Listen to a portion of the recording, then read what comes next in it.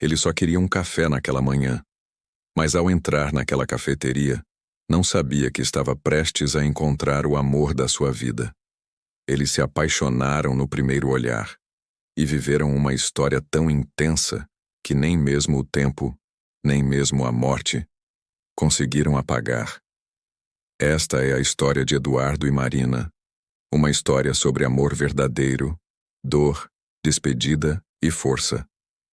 Mas principalmente sobre aprender a deixar ir quem mais amamos, quando o amor exige isso de nós.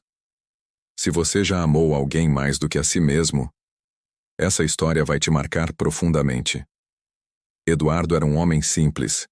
Trabalhava como ilustrador freelancer, o tipo de cara que carregava sempre um caderno de desenhos debaixo do braço.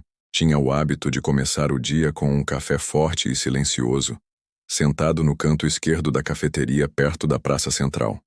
Marina apareceu ali por acaso, ou pelo destino. Ela estava atrasada, com uma pilha de livros nos braços e o celular colado ao ouvido.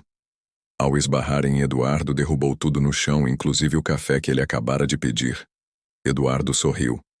Ela pediu desculpas, envergonhada, e antes que percebessem já estavam sentados à mesma mesa, rindo e contando histórias.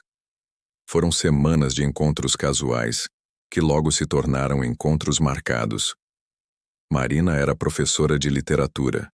Amava poesia e tinha o hábito de escrever cartas que ninguém lia, mas que ela guardava em uma caixinha de madeira desde a adolescência. Eduardo se apaixonou por cada gesto dela, por cada pausa entre as frases, por aquele brilho nos olhos quando falava de Clarice Lispector ou de Florbela Espanca. Em pouco tempo, estavam morando juntos. E não demorou para que, em uma tarde de chuva, no mesmo café onde se conheceram, Eduardo a pedisse em casamento com um anel feito à mão. Ela disse sim, entre lágrimas e risos. Eles estavam prontos para viver tudo juntos, até mesmo o que jamais imaginaram. O primeiro ano de casamento foi mágico. Tudo era novo.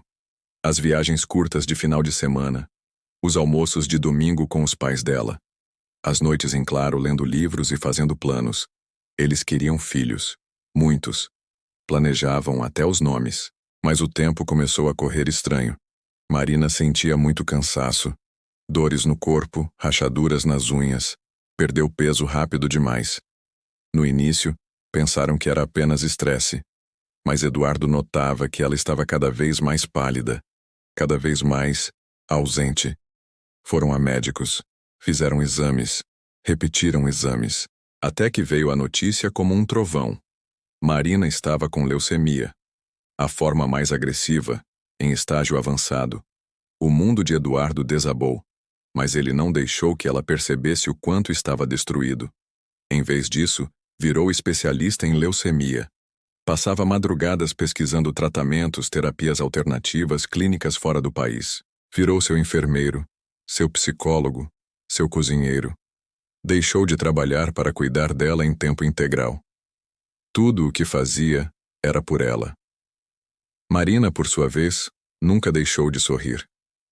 Mesmo com os fios de cabelo caindo no travesseiro, mesmo vomitando entre uma quimioterapia e outra, ela sempre dizia: "Você é minha cura."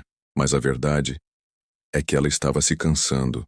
O tempo foi impiedoso. Marina começou a perder a capacidade de andar sozinha. As palavras começaram a falhar. Os dias bons se tornaram raros. E os sorrisos, ainda que presentes, carregavam tristeza. Um dia, ela segurou a mão de Eduardo com força e disse: "Amor, eu estou cansada." Ele tentou argumentar. Tentou fingir que não entendeu, mas ela repetiu agora com lágrimas nos olhos: "Eu só quero descansar. Você já fez tudo por mim. Mais do que qualquer ser humano poderia fazer. Mas agora é hora de me deixar ir." Eduardo sentiu o chão desaparecer. Chorou como uma criança. Se revoltou. Gritou com Deus. Mas no fundo sabia que Marina estava pedindo permissão. E que amar às vezes é ter a coragem de libertar. Ele passou as próximas horas segurando a mão dela, tocando suas canções preferidas, lendo suas cartas antigas em voz alta. e pedindo com a voz embargada: "Quando chegar lá, me espera, tá?" 2 dias depois, Marina partiu. De olhos fechados e com um leve sorriso nos lábios, como se finalmente tivesse encontrado a paz. Eduardo ficou. Ficou com as lembranças, com os bilhetes que ela escondia nos livros, com os cheiros da casa que ainda lembravam ela, com os lençóis que nunca mais trocou. Ele pensou em desistir, pensou em sumir, mas não conseguia esquecer o último pedido dela: "Viva por nós dois." Então ele decidiu fazer algo com tudo aquilo. Voltou a desenhar, começou a ilustrar cenas da vida deles. O primeiro café, a tarde na livraria, a dança na chuva. Criou um livro e, dentro dele, escondeu uma carta. Se alguém estiver lendo isso, saiba: amar alguém de verdade é aceitar até mesmo o adeus.